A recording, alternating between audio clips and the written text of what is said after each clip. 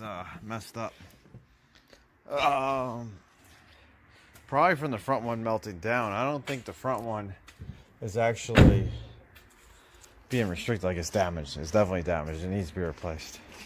But to prove that we don't have another drivability problem, we could either separate the exhaust in the back,